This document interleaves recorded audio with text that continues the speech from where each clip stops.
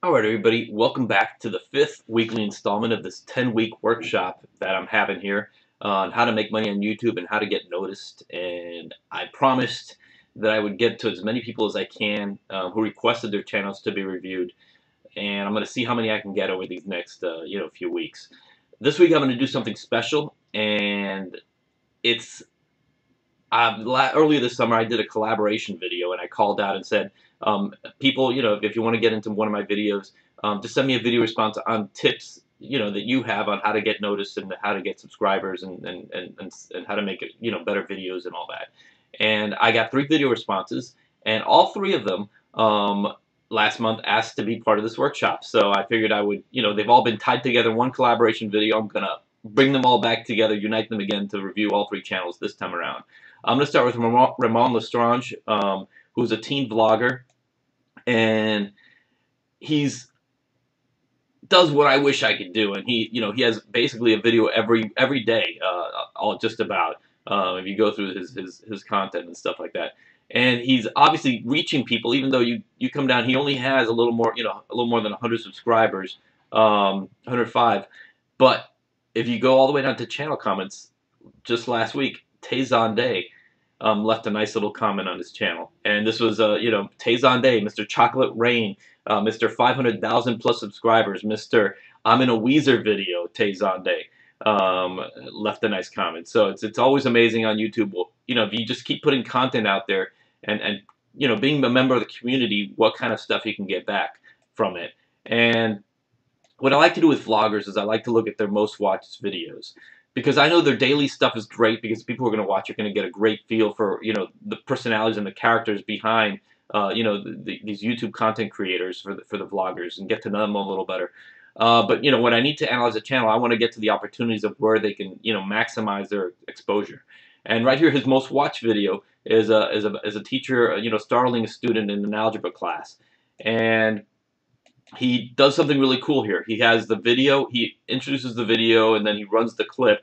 And then, if you go down a few notches lower, he actually has the video just by itself. So in case if this was ever to go viral, it wouldn't be a matter of, having, someone may have to put the whole part, with him talking and splice it out. He makes it easier for the video to go viral by creating the standalone video.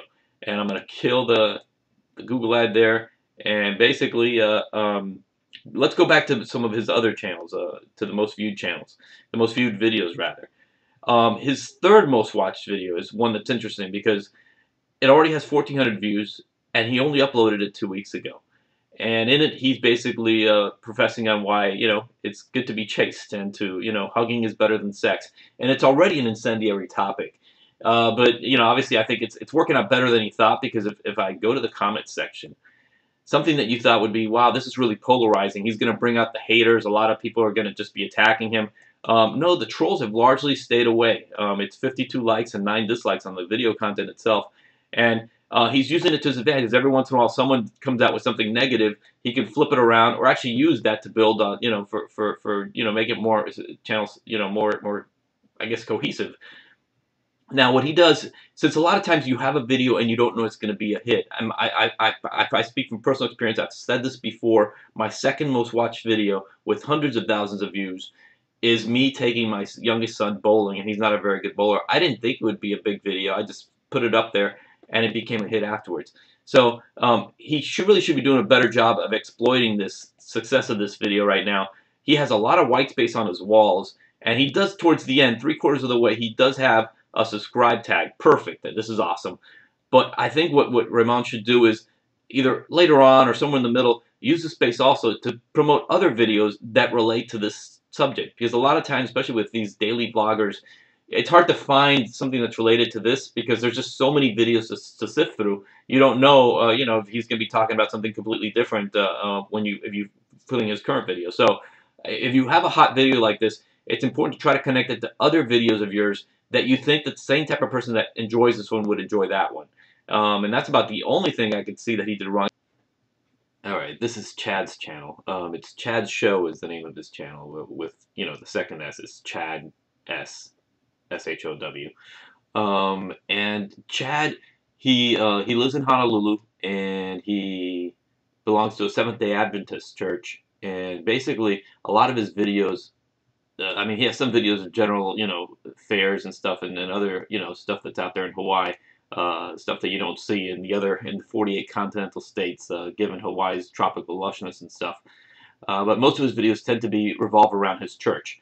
And if we go to description here, it says this channel was created for those who could not attend church regularly due to illness or home obligation. Thanks for stopping by. Add a comment and rate my channel. Now, the one thing I think religion on YouTube has been very underrepresented, and let me explain why I mean by that. That I don't think there's enough people like Chad doing this about their particular, their church. They're obviously, for obvious reasons. I think a lot of people. You mention religion, and it becomes a very hot topic. It's a very polarizing discussion because for the most part, there's just countless religions out there, and people either believe in one or they believe in none. And odds are most people are not going to agree with your points of view. So I think that it's almost ironic that on YouTube you see people, putting out rap videos, country music, heavy metal, and they couldn't care less that they realize that they may only be appealing to maybe 3, 4, 5% of the YouTube audience. They realize that by putting these videos out there of their music, they will eventually reach the people who want to see this type of content. Which is why I think a lot of people need to follow Chad on this, and if you feel that important that the church is something that is so important to you that you feel you want to be an ambassador, there's really no harm in actually creating your channel and focusing it around that. And what he has here, he basically has a lot of the choir singings and some of the pastors giving their homilies and stuff like that. It's not very regular. It's not that he has a set thing. I think if you look at his most viewed videos, you'll see that there were actually, sermons that the pastors gave on economic collapse. And I think that obviously he'd have to, Chad would have to get the approval of the pastor to say he can film more often and get the stuff out there. But I think there's definitely a market there because obviously there's Seventh-day Adventist practitioners all around the world. And I think it's something that it's worth reaching that way. More specific advice to his channel, if you click on, let's say, and let me turn that volume down so I mute it. If we go to the actual video, you'll see that he has adding comments has been disabled for this video. Now, I'm pretty sure, since it is an economic and it's obviously a religious video, maybe Chad shut off the commenting feature because there's probably, YouTube is full of, let's face it, YouTube is full of idiots for the most part. I mean, I've had some ridiculous, insane comments on some videos. I understand if I have an inflammatory video and I do like my Kindle unboxings and I know I make fun of the New York Jets in a video, I expect to be razzed. And I almost do it accepting that, realizing that there's actually something to be gained from that. But a lot of times you have specific channels like, like something that's trying to be a family-friendly thing like this. And people have to, basically disallow the comments because things get too out of hand. I'm all for free markets in this case. I think that you should always let people comment on your videos because if someone says something inflammatory or something that's just completely out there, people will defend you. And not only will they defend you, it'll create people coming back, and it's almost like some kind of camaraderie based around a channel. Obviously it gets to the point that if it just becomes, you don't want to become a distraction to people who actually want to see this, if they are members of SDA, and they want to see these videos, they maybe don't want to see a bunch of flame wars underneath the comment box, so I understand that. But I think it's also, in a sense of creating traffic and creating subscribers and, brand identity, I think it's important to leave the comment section. No matter how bad a flame war gets, leave it up there. Let YouTube handle it. YouTube will boot out the people who are just, raising ruckus everywhere they go. The trolls eventually get outed and move on. And the final channel I'm going to review, the third person who was in a collaboration video, is Karl Blumming. And his channel, he does something pretty cool that I don't think a lot of people do. And they don't really, a lot of times, and I don't do it either, so I'm actually going to say this is something that I should be doing. I should be taking this tip. What Karl does is when you have a YouTube channel, you can have, what most people do is as default, they have their latest video be the one that shows when someone hits up their channel. But a lot of times you're doing many different things. It's like my channel, I have these workshops, and then I have, some sports footage and some, general travel and prank videos and stuff that I have out there. Um, what Karl does, especially since Karl's material is pretty much all over the map too, what he has here, he actually has an introduction video that he made. So anyone who is watching any of his videos and they find it anywhere else on YouTube, uh, they click on his channel, they're going to get to this Welcome to the Karl channel, which is basically an introduction on who he is and what he does, and it's a great way for people. Since most people are going to come to your channel are going to be first timers who come to your channel, it's a great way for them to check it out and see what you're doing. Um, Going over his channel, like I did previously with Ramon, I'm going back to the most viewed videos to see what videos Karl has put out that basically has worked. And a year ago he had one where he plays a tiny little violin. He doesn't technically play it, but he actually has a little model signature violin that he takes out. He has a chili recipe. Made a speaker from a can of Pringles. A lot of web browsing. Cat juggling. He's not really juggling cats in this video, so back off, PETA.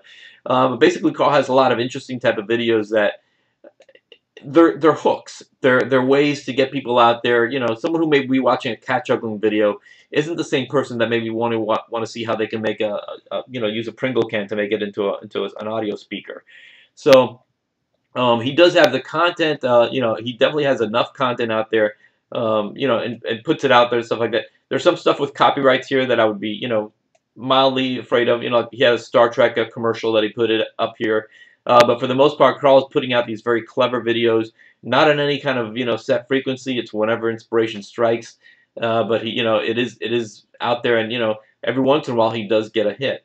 So I think what he's doing is great here with this introduction video, something that I think more of us should be doing with. Let me check out, okay, let's go to his most watched video here. And I do have the volume down. No, I don't. Okay, now I do. And if we go to see the comments, to the channel itself to see the comments, and show the tags, perfect, great, possibly every possible tag possible. Again, as I've noticed earlier with some people, he has world the smallest or tiniest violin. If you put that all under one quote, like quote, smallest violin or tiny violin, and close quotes, it shows up as one word as both words together, as opposed to this that are just separate keywords. So if I have one advice to Karl, and it's an advice I've given to in the past in this workshop, it's go ahead and unite the words in a quote, and when you're making a tag, so it shows up more obviously. But other than that, great job, Karl, and great job on having an introduction as the first video default, because I think that's something some more of us would be doing. And that's it for this week. I'll see you in week 6 of this 10-week series brought to you by netstories.com. Moon Pies out.